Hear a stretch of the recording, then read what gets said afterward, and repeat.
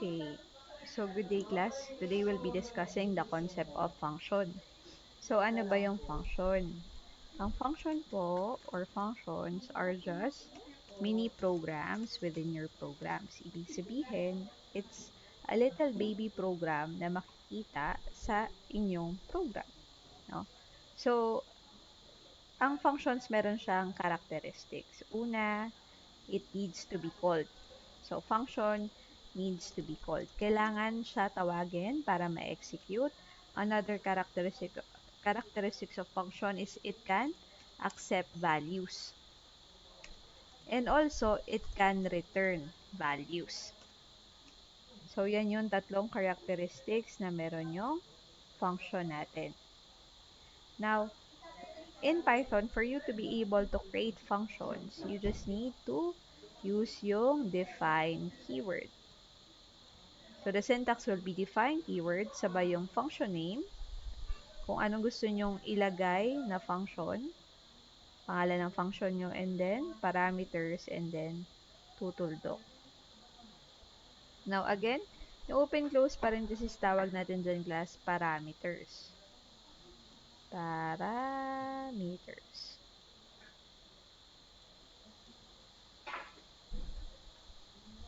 While yung sa loob niyan, ang tawag natin dyan ay arguments. So, kunyari, ano ba example ng mga functions natin? Si print, di ba? O si input. Si print is an example of a function. What function it is? It outputs, no? Whatever you enter in its argument. So, kunyari, print hello. So, example yan ng function. Meron siyang sariling gagawin. So, it's a program that is able to output whatever you inserted inside its parameters or whatever the value of its argument is. Now, we can create our own program nga by using this syntax. So, paano natin siya ilalatag? Again, sabihin ng def, sabay. Sabihin natin, ang function na gusto natin is greetings. So, magpe-print out siya ng different greetings. Print, magandang araw. Magandang araw. O kaya naman, mapagpalang araw. Mapagpalang araw. O kaya naman,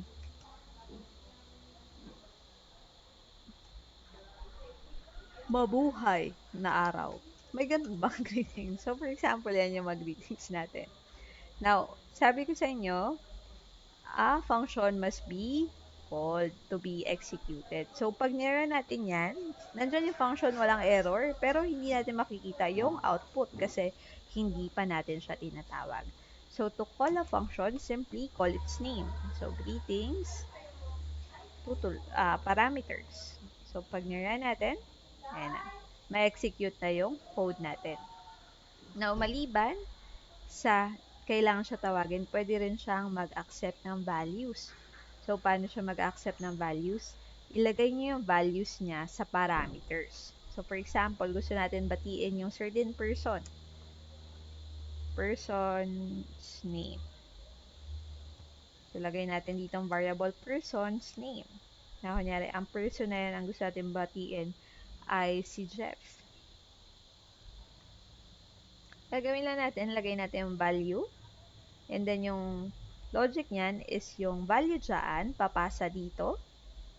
And then, yung value na ito, tatawagin natin dito. So, supposedly, ang maging output niyan dapat ay magandang araw, Jeff.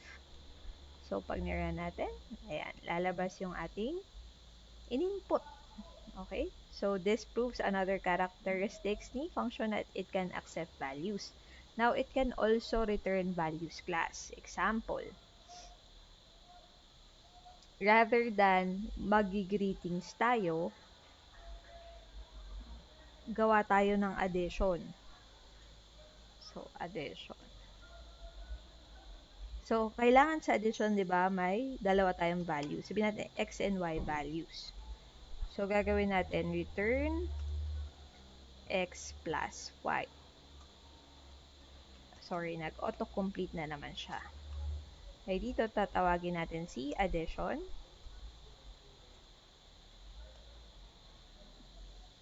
Ilagay natin si addition sa sum na variable para i-print natin si sum, makita natin yung return na value.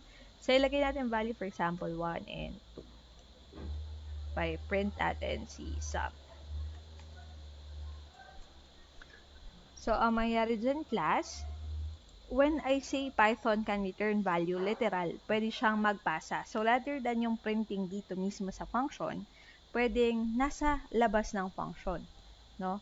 So, saan yan i-return? Kung saan ka tumawag sa kanya, dun niya i-return yung value. Okay? Tura natin.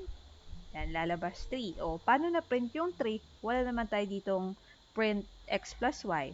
It's because of this code. So, nangyari, pagtawag natin kay addition, pinasa natin yung value.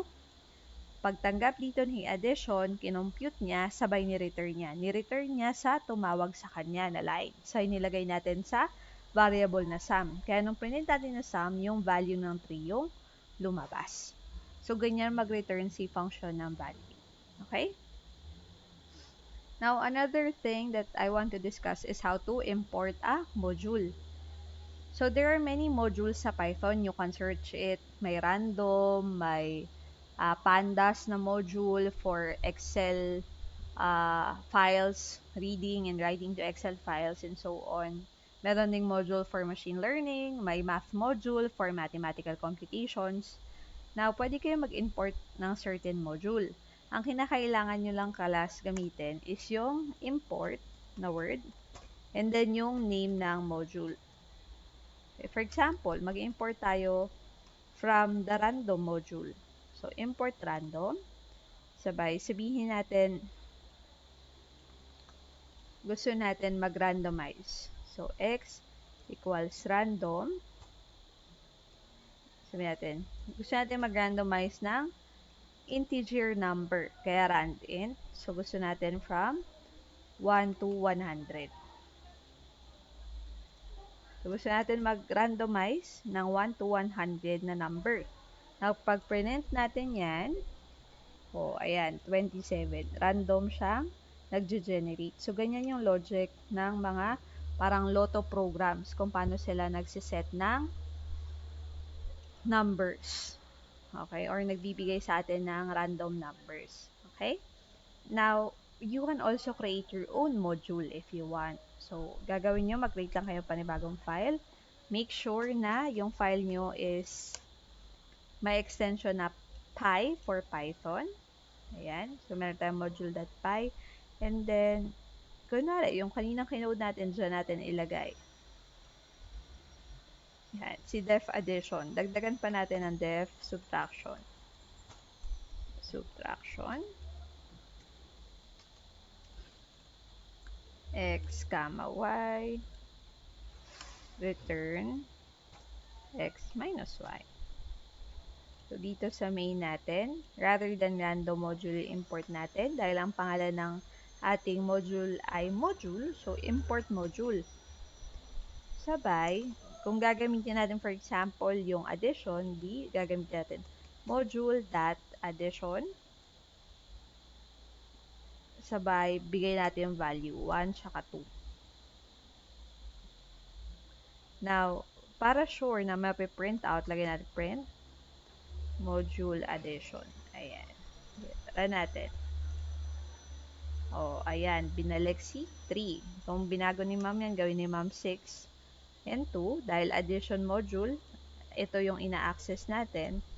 Pag nira natin, lalabas ay 8. Kung gagawin natin subtraction, yung subtraction na function sa module yung ma-activate natin. Lalabas dyan 4. Okay? Ayan.